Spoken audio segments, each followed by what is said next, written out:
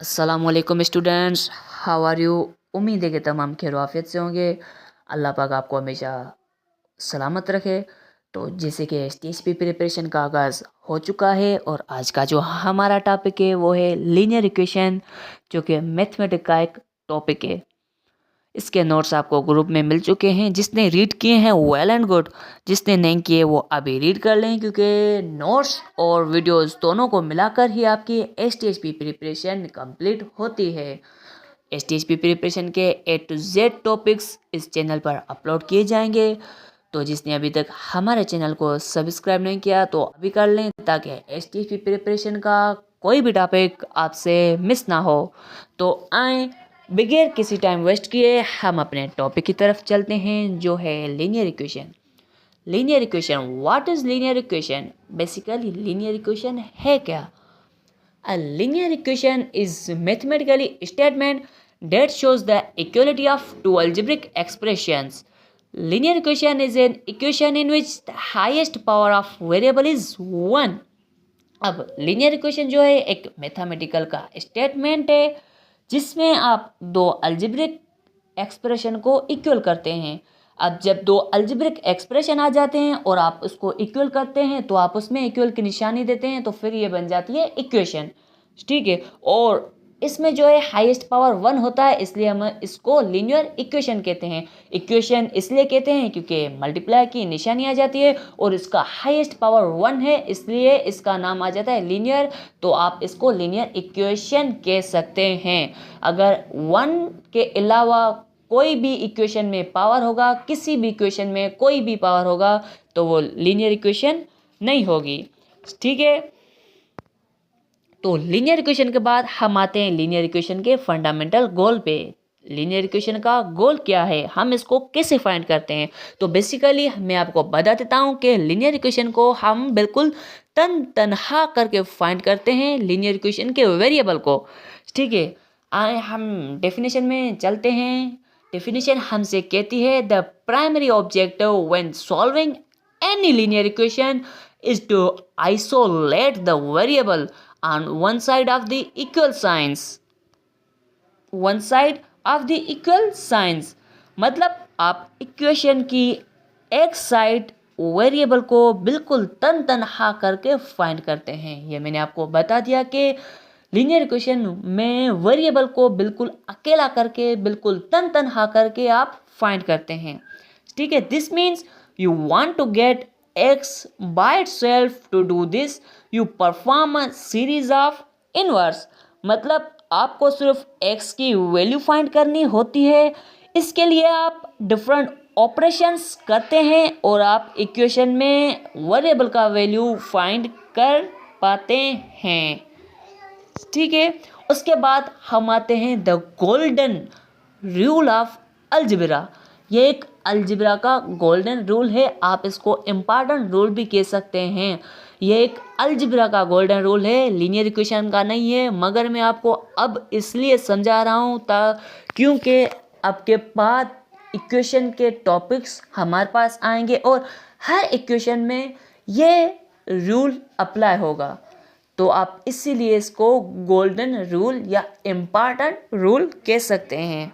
तो ये हमसे क्या कहता है, whatever you do to one side of the equation you must do to the other side to maintain the balance, just like a perfectly balanced scale. इस golden rule का मतलब क्या है?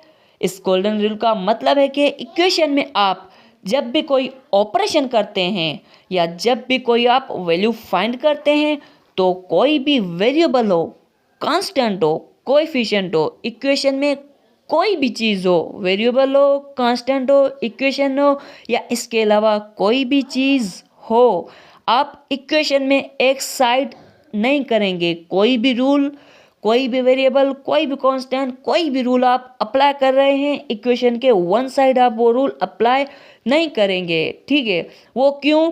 ताकि हमारी इक्वेशन बैलेंस्ड रहे, अनबैलेंस ना हो। ये आपका एक गोल्डन रूल है। काफ़ी बच्चे जो हैं इसमें मिस्टेक करते हैं, इक्वेशन की वन साइड सिर्फ रूल अप्लाई करते हैं, फिर वो डिवाइड करते हैं, मल्टीप्लाई करते हैं, सब्ट्रैक्शन करते हैं या एडिशन करते हैं या कोई भी ऑपरेशन करते हैं, इक्वेशन की वन साइड ही करते हैं, जिसकी वजह से उनका आंसर फिर गलत हो जाता है। हमारी इक्वेशन बैलेंस नहीं रह पाती, हमारी इक्वेशन अनबैलेंस हो जाती है। तो ये एक गोल्डन रूल मैंने आपको बता दिया, इसको अपने दिमाग में, अपने माइंड में, अपने ब्रेन में लाजमी याद रखना है, ठीक है। ये एक गोल्डन रूल है, इसको आप एक इम्पॉर्टेंट रूल कह सकते हैं और ये बात बिल्कुल इम्पॉर्टेंट है, इसलिए आपको अपने ब्रेन में, अपने माइंड में ये चीज़ बिठानी है, ठीक है। तो उसके बाद हम आते हैं the core rules and operations. जो लीनियर इक्वेशन के रूल्स हैं या उनमें जो ऑपरेशंस अप्लाई होते हैं, हम आते हैं उनकी तरफ। To isolate the variable, we use inverse operations to undo what has been done to x। मतलब isolate value, मतलब कि वैल्यू फाइंड करने के लिए हम जो ऑपरेशन यूज़ करते हैं, हमेशा हम उसमें x के वैल्यू को डन करने के लिए, x के वैल्यू को फाइंड करने के लिए हम उसका इन्वर्स यानी कि अपोजिट रूल अप्लाई करते हैं, ठीक है। इसका एक रूल है, जब भी हम x का वैल्यू फाइंड करते हैं तो हम इन्वर्स रूल को अप्लाई करते हैं, या हम ऐसे कह सकते हैं कि अपोजिट रूल अप्लाई करते हैं, ठीक है। अब जैसे कि हम एडिशन में आते हैं, सबसे पहले तो एडिशन में हमें बताती है if a constant added then subtract the constant to cancel addition. अब इफ़ अ कांस्टेंट एडेड, जब कांस्टेंट एडिशन का हो, देन सब्ट्रैक्ट द कांस्टेंट, अब उस कांस्टेंट को सब्ट्रैक्ट करने के लिए हमें एडिशन कैंसिल करनी पड़ती है, या फिर ऐसा कह सकते हैं कि एडिशन की साइन को कैंसिल करने के लिए हमें सब्ट्रैक्ट यूज़ करनी पड़ती है इन एडिशन रूल में, ठीक है। जैसे कि अब हम आपको एग्जांपल देके बता दें जो स्क्रीन पर अवेलेबल है, आपको बिल्कुल इजीली समझ आ जाएगा, ठीक है। जैसे कि आप देखें x+5 है इज इक्वल टू 9।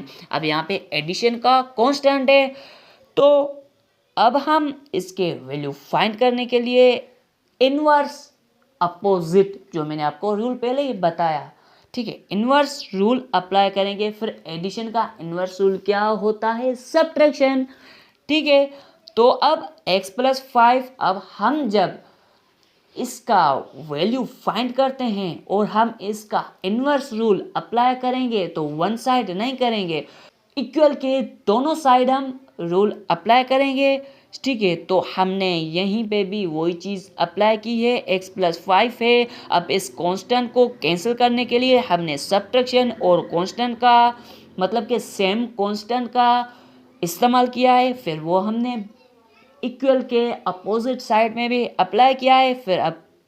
फिर अब आप जब इनको सिंप्लीफाई करते हैं तो इसका आंसर आ जाता है 4, ठीक है। जैसे कि x+5 -5 इज इक्वल टू 9 - 5। अब प्लस माइनस एक दूसरे में ज़ीरो आंसर आ जाएगा, कैंसिल हो गए, बाकी बचा x। अब 9 में से -5 तो 4 आंसर, ठीक है, आपको समझ आ गया। उसके बाद हम आते हैं इन सब्ट्रैक्शन में। सब्ट्रैक्शन में भी वही चीज़ है, जब आप इफ़ अ कांस्टेंट सब्ट्रैक्टेड का होता है तो हम एडिशन उस पर अप्लाई करते हैं, उसको उसके कांस्टेंट को कैंसिल करने के लिए, उसके कांस्टेंट को रिमूव करने के लिए। जैसे कि हमारे पास एग्जांपल में है x-3 इज इक्वल टू 7। अब x-3 है तो हमने एडिशन का 3 लगा दिया, इक्वल के इस साइड भी, इक्वल के उस साइड भी, फिर हमारा आंसर आ जाता है 10। तो हमारा x का वैल्यू फाइंड हो गया, ठीक है। अब इसमें एक चीज़ नोट करें कि इसका पावर 1 ही है, क्योंकि हम 1 को शो नहीं करते, ठीक है, इसलिए हमने शो नहीं किया, मगर इसका x पावर 1 ही है, इसीलिए ये एक लीनियर इक्वेशन है, ठीक है। इसके बाद हम आते हैं मल्टीप्लिकेशन पे। तो मल्टीप्लिकेशन में भी सेम ही चीज़ होगी, उसका हम अपोजिट, उसका इन्वर्स रूल अप्लाई करेंगे। जैसे कि हमने आपको बता दिया है कि इफ़ अ कांस्टेंट मल्टीप्लाई का हो, then divide by the constant to cancel multiplication. Multiply को कैंसिल करने के लिए कांस्टेंट को हम डिवाइड करते हैं, ठीक है। तो 3x बराबर है 12 के,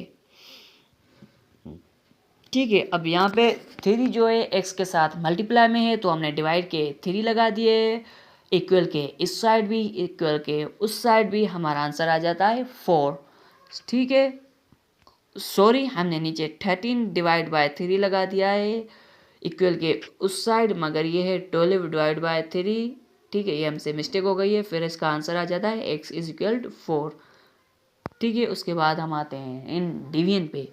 डिवीजन में भी सेम ही चीज़ होगी, इफ़ अ कांस्टेंट डिवाइडेड, अगर कांस्टेंट डिवाइड का है then multiply by the constant to cancel division. अब डिवीजन को कैंसिल करने के लिए हम मल्टीप्लाई कांस्टेंट करते हैं, ठीक है। अब जब मल्टीप्लाई कांस्टेंट करते हैं तो इक्वल के इस साइड करते हैं, इक्वल के उस साइड भी करते हैं। एक्स जो है डिवाइड है, अब x divided by 4 is equal to 2, हमारे पास ये एग्जाम्पल के तहत एक इक्वेशन है। अब जब हम इसको सॉल्व करेंगे तो मल्टीप्लाई करेंगे 4 इस साइड भी 4 उस साइड भी, तो हमारा आंसर आ जाता है 8। तो आज हमारे लीनियर इक्वेशन यहाँ पे कंप्लीट होती है, और आपको हमने एग्जाम्पल देकर एडिशन, सब्ट्रैक्शन, मल्टीप्लिकेशन, डिवीजन और इनके rules A to Z cover करवा दिए हैं। तो मिलते हैं अपने हम नेक्स्ट टॉपिक में, जो कि हमारा टॉपिक होगा क्वाड्रेटिक इक्वेशन। तब तक आप अपना ख्याल रखिएगा, हमें दुआ में याद रखिएगा। अल्लाह हाफिज़।